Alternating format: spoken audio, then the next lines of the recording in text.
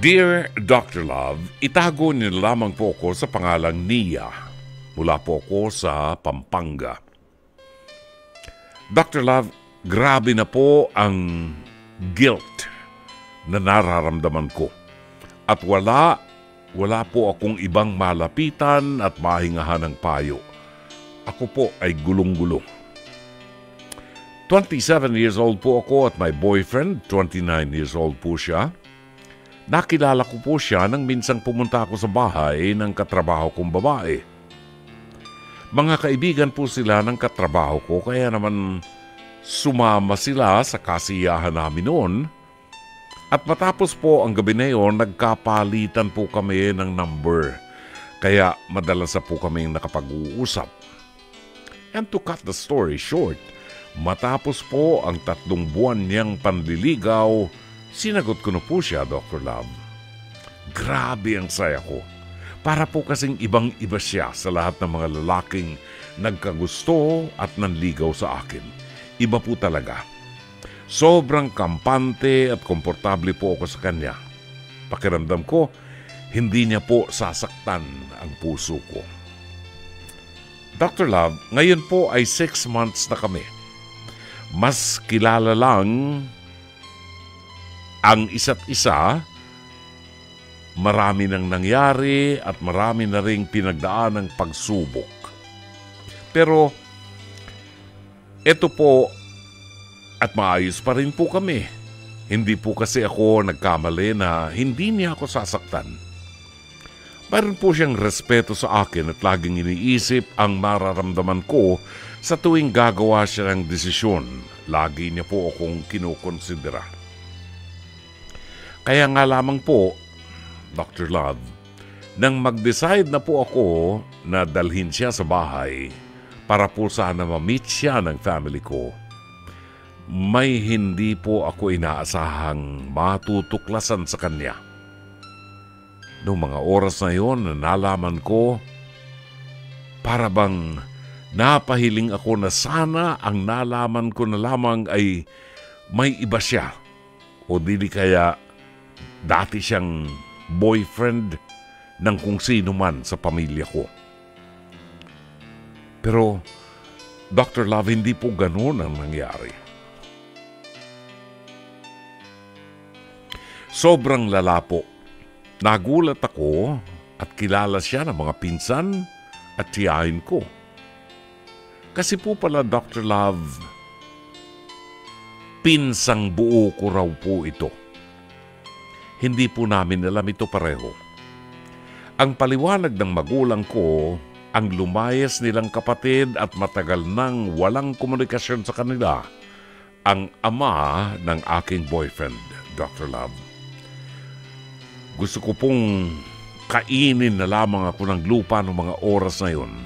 Literal na naramdaman ko po ang tinatawag na speechless.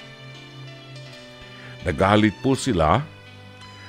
Bukod po kasi sa alam nilang matagal lang kami, galit din po talaga sila sa kanilang kapatid na tatay ng aking boyfriend. Black sheep daw po kasi ito ng pamilya, kaya hindi pinag-uusapan at walang humanap sa kanya. Matapos po ang araw na yon, pati sa mismong boyfriend ko, nakaramdam ako ng hiya. Hindi ko po alam ang gagawin ko. Hindi ko na po siya inihatid nung araw na yon at nagtago na lamang po ako sa kwarto. Pero hanggang ngayon, Dr. Love, tinatawagan niya pa rin po ako sa lahat ng social media account ko, maging sa number ko. Nitong nakaraang linggo nga lamang po ay pumunta ito sa bahay at pinalayas nga lang ng mga magulang ko. Hindi ko rin po siya nilabas kahit naririnig ko na umiiyak po siya sa labas ng bahay namin. Dr. Love, nagigilty po ako. Para bang napakabigat ng kasalanang nagawa ko at ngayon dagdag pasakit din sa akin na makita siyang nagdurusa dahil hindi ko siya mapanindigan. Dr. Love, ang sabi niya sa akin ay huwag intindihin ang sinasabi ng parehong magulang namin. Umalis na lamang daw po kami at magsama na.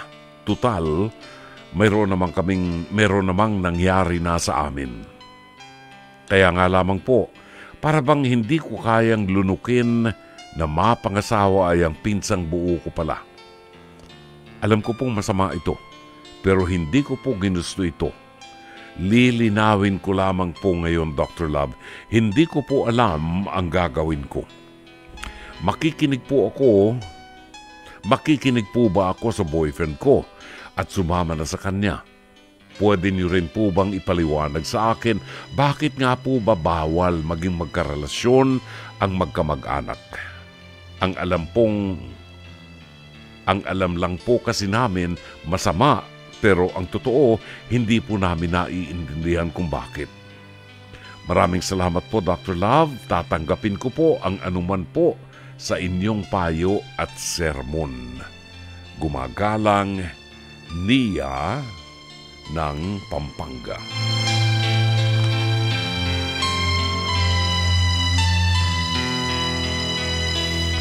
Maraming salamat, Nia. Mabuti meron tayong time para pag-usapan natin to. Una, nais kong sabihin sa iyo na don't feel guilty about what happened. Hindi mo kasalanan. Hindi mo ginusto. Hindi mo kasalanan na umibig sa kanya. Hindi mo kasalanan na magkaroon kayo ng relasyon dahil wala kayong alam. Nagmamahalan kayo. At maganda ang pinagsama ninyo. Di ba? Yun nga lamang, nakapanghihinayang na mawala yung pinagdaanan ninyo. Maraming memories, maraming magagandang bagay.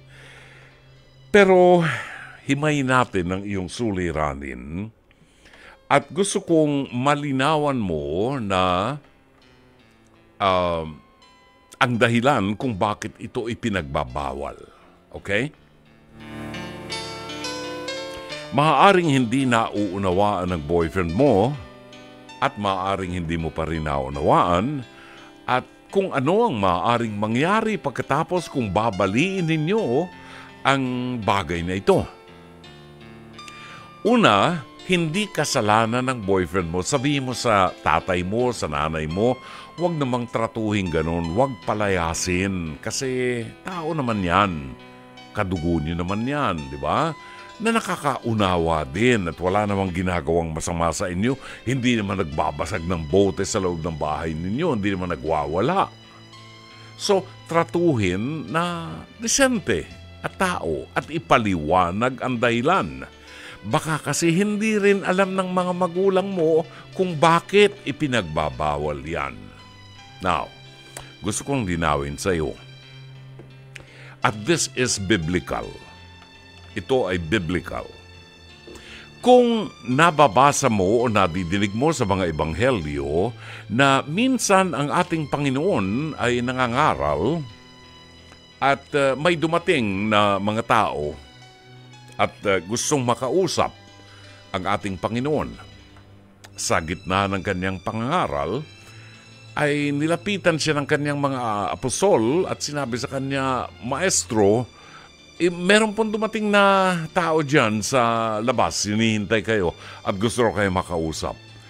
Siya raw ang iyong ina at yung mga kapatid na babae at saka kapatid na lalaki. Mga kapatid na lalaki at kapatid na babae mo raw kasama ng iyong ina. So, ang mga protestante, habang binabasa ito, hindi naman naunawaan kasi iba ho ang paraan ng mga Katoliko ng pag-unawa sa Biblia. So akala ng mga protestante, tunay na mga kapatid ng Panginoon yon. Ang katunayan po, yung sinasabi ng Ebanghelyo, ang sabi ng Panginoon, sino ang aking ina at ang aking kapatid na babae at ang aking kapatid na lalaki? Ang ibig sabihin ng Panginoon, sino ang aking ina? Ang aking ina at ang aking kapatid na babae at kapatid na lalaki ay yung mga taong tumutupad, nakikinig sa aking mga salita at nagsasabuhay nito. But then, bakit nagpakilalang kapatid na babae at kapatid na lalaki yung nandun sa labas? Kasi po, yung mga taong iyon ay mga pinsan ng ating Panginoon. Sa Israel, ang mga pinsan po, lalo na yung first cousin, ay kinukonsider po na mga kapatid. Sapagkat sa genes ng mga magpipinsan, lalo na yung first degree, sa DNA nila, makikita po ninyo ang pagkakapareho ng DNA. Kung may pinsan kayo, magpa-DNA kayong dalawa, ipacheck ninyo, makikita nyo halos pareho ang inyong DNA. Kasi considered kayong magkapatid. Kaya sa tradisyon ng mga Hudeo, tandaan natin si Jesus, si Maria ay Hudyo. Sa tradisyon ng mga Hudyo na isa sa pinakamatandang relihiyon nung araw, ipinagbabawal ang pagpapakasal at pakikipagrelasyon sa pinsang buo, first cousin. Sa Bible, ipinagbabawal yan. Kasi, ano nga yung kasalanan na yun? Nalimutan ko. Kapag ikaw ay nakipagtalik sa kapatid mo, yan ay napakalaking kasalanan. I forgot the name of the sin. Pero ipinagbabawal po. Hindi tayo pwedeng makipagtalik sa ating kapatid o sa ating pinsan. Ang gumagawa lang yan, mga hayop. No? Now, ano pang isang incest? Yes, salamat ha. Thank you. Napakabuti ng ating mga producers. Ang kasalanan ay incest. Kapag ikaw ay nakipagtalik sa iyong ina, nakipagtalik sa iyong ama, nakipagtalik sa iyong pinsan, sa iyong kapatid, incest ang tawag doon. Sa mata ng batas sibil, ipinagbabawal din po yan sapagkat nakabata yan sa scientific examinations and research. Niya, sana nasusundan mo ko ha. Sa research na ginagawa ng mga paham sa siyensya, napag-alaman nila na kapag ang magpinsang buo o ang magkapatid ay nagtalik, eto ang tandaan mo ha, kapag ang pinsang buo o ang magkapatid ay nagtalik at nagbunga ang kanilang pagtatalik, malaking porsyento, 85 to 90% ng batang isisilang ay may kapansanan sa pag-iisip o sa katawan. So, sa mata ng siyensya, ipinagbabawal din ang pagpapakasal o pagsasama o pakikipagtalik sa iyong pinsang buo. Pinsang makalawa, hindi na. Pinsang buo lang. Kahit sa batas ng sivil, ipinagbabawal yan.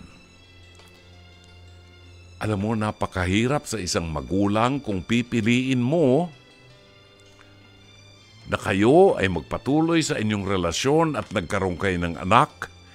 Ilan sa mga magiging anak ninyo ang magkakaroon ng kapansanan sa isip. And I can attest to this personally, dahil meron akong pinsang makalawa, second degree cousin.